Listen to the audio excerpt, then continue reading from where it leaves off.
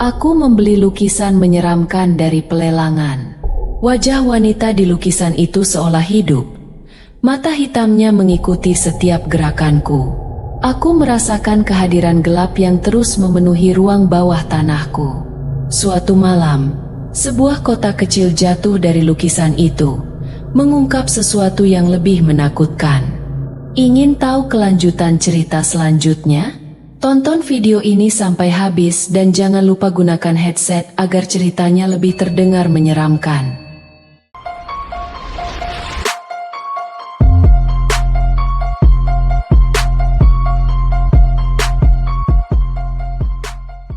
Aku membeli sebuah lukisan mengerikan pada pelelangan online. Ada sesuatu yang salah dengan lukisan itu. Aku selalu memiliki hasrat mendalam terhadap segala sesuatu yang menyeramkan. Itu dimulai dari masa kecilku, ketika saya tergila-gila pada buku-buku horor seperti Goosebumps, dan kemudian melanjutkan ke karya-karya yang lebih gelap dari penulis-penulis seperti Stephen King, Shirley Jackson, dan lainnya. Setelah beberapa waktu, saya mulai menulis cerita-cerita horor sendiri, mencoba menangkap atmosfer mengerikan yang saya nikmati sebagai pembaca. Dan entah bagaimana, itu menjadi pekerjaan saya yang sekarang. Ruang kerja saya dipenuhi dengan hal-hal yang tidak lazim, lukisan-lukisan aneh, cetakan-cetakan seni yang suram, dan artefak-artefak misterius dari berbagai tempat. Saya suka menghadirkan atmosfer yang sama dengan yang saya temukan dalam novel-novel horor favorit saya. Jadi, ketika teman saya Markus mengirimkan pesan dengan tautan ke sebuah pelelangan online yang menampilkan lukisan nenek yang menyeramkan, saya tidak bisa menahan diri untuk tidak melihatnya. Saya mengklik tautannya dan diarahkan ke situs pelelangan yang tidak pernah saya dengar sebelumnya. Tetapi itu tidak menghalangi saya untuk melanjutkan, terutama setelah melihat lukisan yang dikirim oleh Markus. Lukisan itu menampilkan wajah seorang wanita tua dengan mata besar dan menyeramkan, dan senyum yang terlalu lebar untuk seorang yang begitu tua. Wajahnya begitu realistis, hampir seperti melihat foto, namun dengan sentuhan surrealis yang mengganggu. Wanita itu terduduk di kursi kayu antik, dengan tatapan mata yang sepertinya mengikuti setiap gerakan saya. Saya merasa seperti dia bisa berbicara atau bahkan melompat keluar dari kanvas setiap saat. Meskipun ini hanya replika lukisan klasik dengan harga terjangkau, saya tidak bisa mengabaikan daya tarik anehnya. Tak lama setelah pembelian, paket itu tiba di depan pintu saya. Pada awalnya, saya hampir lupa dengan lukisan itu karena kesibukan saya. Namun, begitu saya membuka kemasan coklat itu dan menghadapi lukisan itu, perasaan tidak enak langsung menyergap saya. Wajah wanita itu terlihat hidup, matanya terus mengikuti saya, dan senyumnya terasa semakin menakutkan. Saya terkejut dengan reaksi fisik yang timbul begitu saya memegang lukisan itu. Kulit saya merinding, dan rasanya seperti ada sesuatu yang membelit perut saya. Saya memutuskan untuk menempatkan lukisan itu di ruang bawah tanah saya sementara waktu, merasa bahwa itu adalah tempat yang lebih cocok untuknya daripada dinding ruang tamu saya yang menyambut tamu-tamu. Namun, bahkan di ruang bawah tanah, lukisan itu tetap menghantuiku. Matanya yang besar dan hitam, senyumnya yang terlalu lebar, semuanya terasa semakin menakutkan setiap kali saya melewatinya. Saya merasa seolah-olah lukisan itu memiliki kekuatan untuk memengaruhi suasana hati dan pikiran saya. Saya bahkan mulai mendengar suara-suara aneh di malam hari. Langkah-langkah ringan yang terdengar seperti bergerak di atas papan lantai basemen saya. Ketakutan itu semakin meresap ke dalam hidup saya. Saya kesulitan tidur. Seringkali terbangun oleh suara-suara aneh yang tampaknya berasal dari ruang bawah tanah. Setiap kali saya berpikir untuk membuang lukisan itu, saya merasa seperti ada sesuatu yang menghalangi saya. Saya tidak ingin membuangnya begitu saja. Barangkali ada nilai seni di dalamnya, meskipun itu mengganggu saya dengan cara yang tidak pernah saya alami sebelumnya. Suatu malam, ketika saya pergi ke bawah untuk mencuci pakaian, Saya merasa kehadiran lukisan itu semakin mengintimidasi. Mata besar wanita itu tampak mengikuti saya, dan saya merasa seolah-olah senyumnya semakin membesar setiap kali saya memandangnya. Suara keras yang datang dari belakang saya membuat saya terkejut, membuat seluruh tubuh saya bergetar. Saya menoleh dan melihat lukisan itu di dinding, mata hitamnya yang menyeramkan, dan senyum yang tidak wajar. Tapi apa yang lebih mengejutkan, ada sesuatu yang jatuh dari atas lukisan itu. Sebuah kotak kecil yang terbuka dan memuntahkan isinya ke kursi di sampingnya. Saya terlalu ketakutan untuk mendekat. Takut bahwa lukisan itu bisa menjadi pintu bagi sesuatu yang jauh lebih mengerikan. Perubahan yang aneh terus terjadi pada lukisan itu. Kadang-kadang, senyum wanita itu terlihat lebih lebar dan gigi-gigi yang tajam terlihat di balik bibirnya yang merah. Saya merasa hampir yakin bahwa itu tidak terlihat sebelumnya. Apakah ini hanya imajinasi saya atau ada yang lain yang terlibat? Saya mencoba memutar lukisan itu menghadap ke dinding untuk mengurangi ketegangan. Tetapi bahkan saat itu, saya tidak bisa merasa tenang. Saya terus mendengar suara-suara aneh dari bawah tanah. Langkah-langkah yang tidak dikenal bergerak dari satu ruangan ke ruangan lain.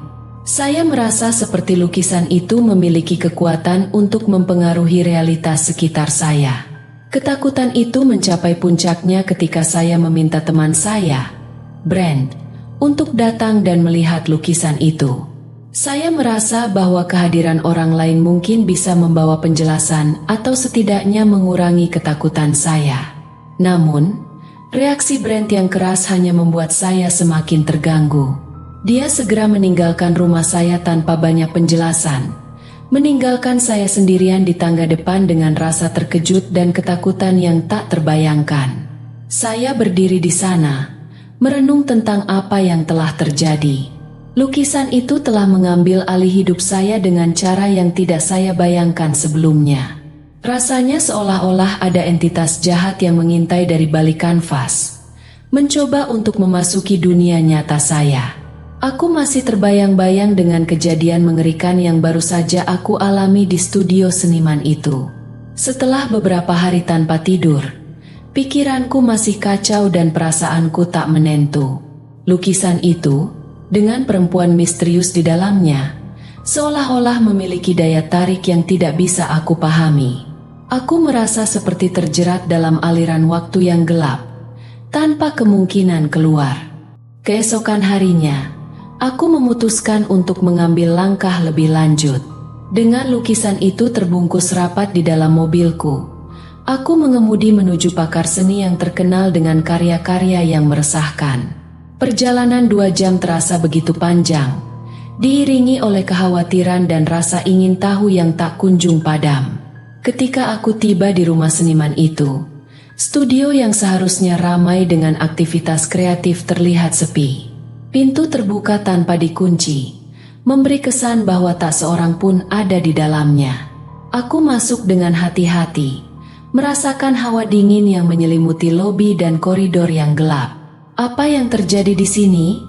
Gumamku pada diri sendiri, berjalan perlahan melalui lorong menuju studio utama. Semua terasa seperti mimpi buruk yang tak kunjung berakhir. Aku berharap untuk menemukan seniman itu di sana. Mungkin sedang bekerja dengan penuh semangat seperti 2 hari sebelumnya.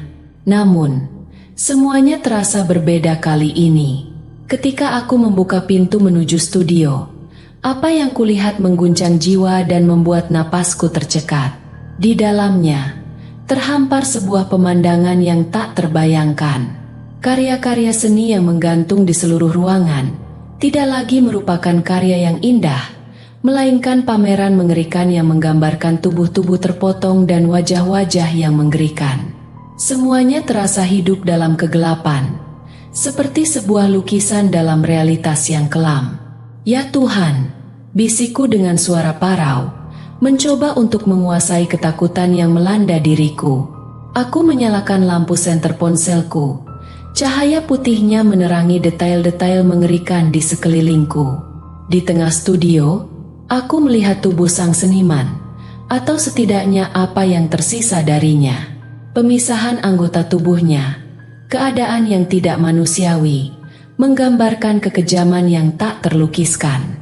Dan di tengah-tengah semuanya, aku mendengar suara gemericik yang basah dan bergelembung dari sudut ruangan.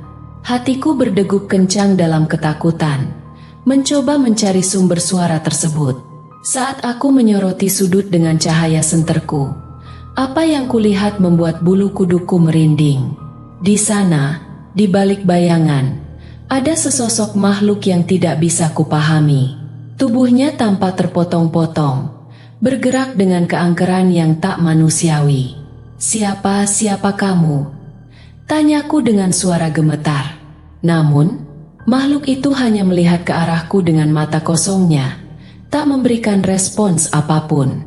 Dalam kebingunganku, aku merasakan bahwa aku tak boleh tinggal lebih lama di tempat ini. Aku segera mundur keluar dari studio, berusaha menutup pikiranku dari pemandangan mengerikan yang baru saja kusaksikan. Di luar, aku mengambil napas panjang. Aku tidak tahu apa yang harus kukatakan atau lakukan selanjutnya. Satu-satunya hal yang aku tahu adalah aku harus meninggalkan tempat itu secepat mungkin. Aku mengambil lukisan itu dengan hati-hati, menyimpannya kembali ke dalam mobilku dengan hati-hati. Aku harus mencari bantuan, mencoba mencari tahu lebih lanjut tentang kebenaran di balik lukisan ini. Aku selalu merasa ada sesuatu yang mengawasiku di ruang kuno ini, bahkan sebelum aku memahami arti dari simbol-simbol misterius yang melapisi dinding dengan darah. Setiap sudut ruangan ini dipenuhi dengan goresan-goresan yang terasa kuno dan menakutkan, menggambarkan simbol-simbol yang tidak dapat aku pahami.